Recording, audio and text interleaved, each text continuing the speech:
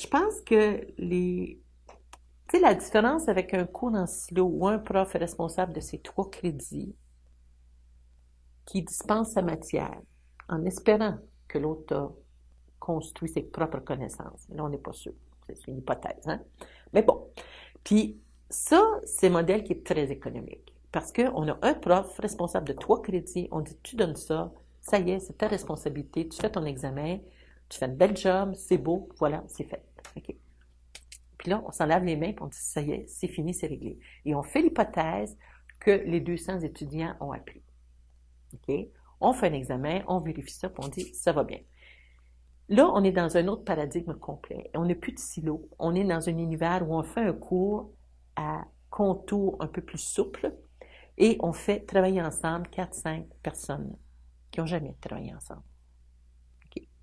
Parce que on a là-dedans un chercheur en pharmacocinétique avec un professeur clinicien, par exemple d'immunologie, avec un spécialiste en galénique. C'est parce que c'est des univers là qu'il faut forcer à aller ensemble pour fabriquer un cours d'immunologie. Et ça, cette espèce de création d'un environnement qui est proche de l'environnement de travail demande beaucoup d'énergie, c'est exigeant pour les profs et c'est vraiment la plus grosse difficulté. Leur faire créer un cours ensemble qui est plus en silo, c'est très difficile. Et leur faire une évaluation après qui est plus en silo, c'est très difficile. Puis je les comprends tellement, on leur a demandé tellement d'énergie, ils ont été majestueux d'accepter ça. C'était vraiment difficile. Mais en même temps, c'était aussi excitant, puis c'était aussi une impression de créer quelque chose, là. Fait que c'est ça ça avait ses compensations. Mais il ne faut pas s'imaginer que c'est facile, c'est pas vrai que c'est facile.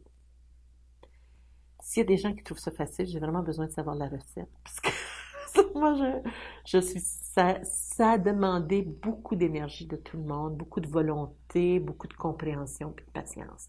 Tu sais, juste mettre dans une même salle 5 profs, là.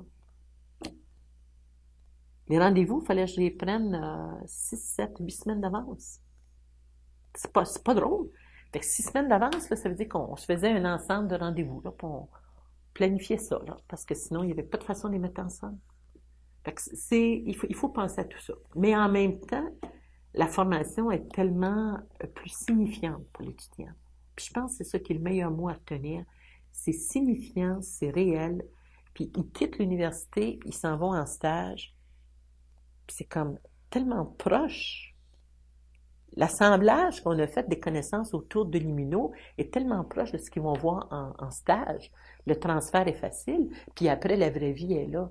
Fait que c'est quand même une préparation qui est... Une approche programme, c'est une préparation tellement respectueuse de la réalité de travail. Puis c'est ça, je pense qu'il faut retenir, puis il faut accepter d'y mettre les efforts, puis il faut accepter, il faut prendre ça qu'un grain de sel, sans doute, tu sais, puis on y arrive finalement, puis le temps passe vite, mais c'est un gros boulot.